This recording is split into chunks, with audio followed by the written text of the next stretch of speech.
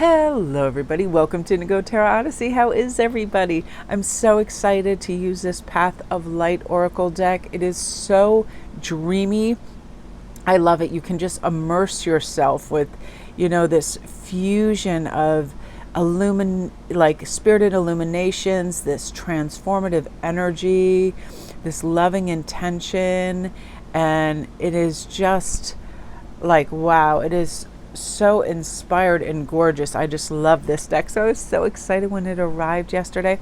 So quickly, yesterday, I have to say, I had the best day I remember having in quite a long time in terms of being 100% there with my family, being in the most beautiful surrounding. We went to the farm, and then further up the road, unbeknownst to me, but Joni knew there were gardens. I went with my son, daughter, and their friend, and it was filled with streams and rivers and brooks, and the leaves were glittering like diamonds where there was dew on them. There were just these big sprigs of beautiful, it almost looked like lettuce leaves everywhere. They just grew profusely in this garden, and it was just acres and acres, and they had trails through the woods, and it was just beautiful. And one thing that stuck out to me was just walking through green, every shade of green, and then boom, this immense pop of fuchsia and purple and pink, this little grove of beautiful blossom trees, and it just was a slice of heaven. And they also had a stone garden that had all these words that were lasered into them, like wisdom, free, trees, love, future, all of this thing, just hundreds of these stones. It was like being in a Japanese Zen garden. It was absolute heaven. So it reminded me a lot of this deck because I felt like we walked into that for sure. I felt like we were walking on all these beautiful paths, and the colors and everything were absolute heaven.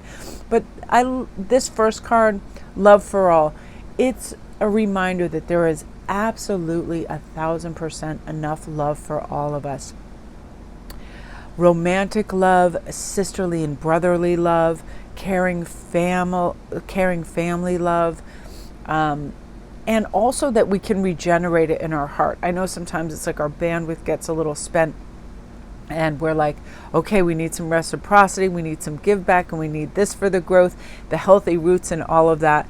And if we pause and we can refuel ourselves with beautiful environments, words, nurturing people. Sometimes it's just a change of scene where we get to just peel back that kind of, it's almost like when our screen gets a little murky with fingerprints because it's just like it's not being cleared and looked after, and there's, there becomes this kind of haze to it.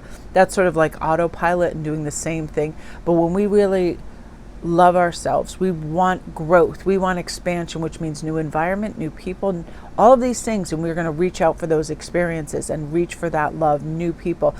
I saw the most lovely, smiling, happy faces. Of course, they were in Five Guys because their food is great, but I stopped to pick up some stuff for them on the way back, and when I went in there, everybody was just so polite and moving things over so you could, put your drink down and put a lid on it, and conversing. And because also it was superb out yesterday, 75, sunny, absolute heaven. Even all the dogs in the park were excited.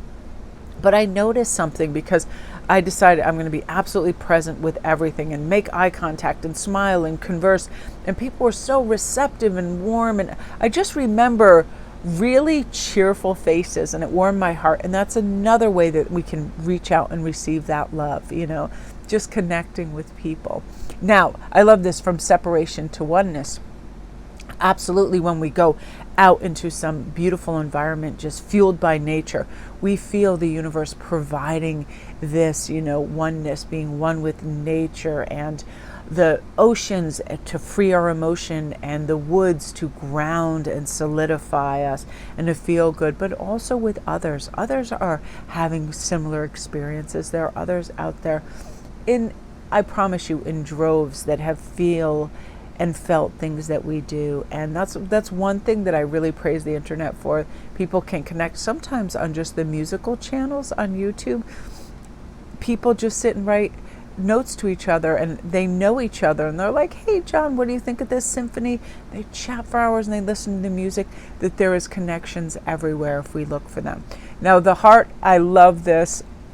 I would love this like printed on the back of like a white linen jacket or something. It's just so heavenly. I love the flame right in the middle, and just the hourglass, of the beautiful flowers and the sky and all of that. It's really a reminder to replenish our heart with things that feed us and nurture us and make us feel good. The heart is resilient and strong, and it learns, and it sets boundaries, and it really is a magical organ that helps us thrive and keep that compass north and treat others well, and mostly and most important ourselves, and to protect and to look after our best interests in terms of, hey, treat yourself well and remind yourself every day that you are wonderful and you're deserving and you're worthy 1,000%. Spring is a wonderful time for self-growth and great motivations in the right direction, because the sun and the heart provide us with that warmth and that like hitch in our giddy up, and let's go do this and let's be excited. Like, we were being so silly yesterday in the forest, just making up stuff. Like, I was sitting there, I was like, oh, so if I'm a magician and I die in the middle of an act, am I an abracadaver? And we were like just laughing at the silliest, stupidest things. And like, we were feeling really imaginative and free. That's something that's important in the heart. When we feel loved and we love ourselves, we'll say and do whatever kind of comes to the surface. We don't censure ourselves. We don't think we have to do or be a certain way. We can be as silly and kooky as we want. Be weird, just be super weird, and be happy and thrive.